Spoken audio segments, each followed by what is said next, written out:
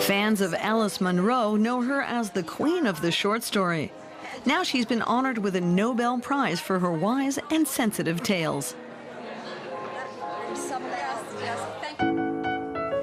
Simple and spare. That's how Alice Munro's short stories are described. But they're by no means simplistic. Her fiction is highly accomplished. It's the art of saying more with less. You think you know each individual figure because they're so concrete, so graphic. And this calls for a fine and exceptional narrative skill. It's absolutely masterful. Alice Munro perfected the art of the short story.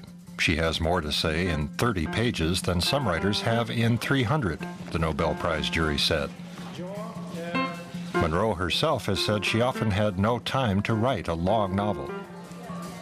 I would question people who wrote novels and try to find out how they did it and how they got past page 30. And then,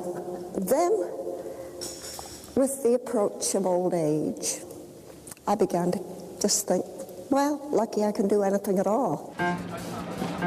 Her first collection deals with young adults discovering love and fear. Here's where she writes. She sat at this small table where a computer just about fit. Earlier, it was 2 pages of paper. She looked out at the landscape and developed all her stories. Munro is a master of subtlety. Her tales are often tinged with melancholy. She's been compared to Anton Chekhov. One of her stories, The Bear Came Over the Mountain, was adapted for the film Away from Her.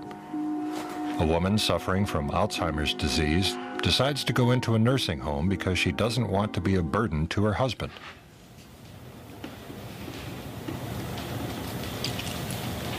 We are at that stage, Grant. Her tales are sensitive and moving, and although they're set in small-town Canada, they have a universal appeal. It's not so detailed and descriptive that you will feel that readers around the world would feel excluded from the setting. You know, you don't need to have been to Canada to understand the setting, and I think that's what's so universal about it.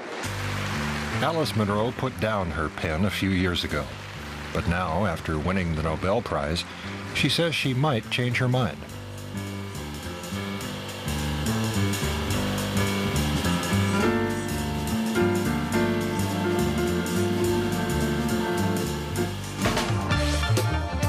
That's all from Arts 21 this week.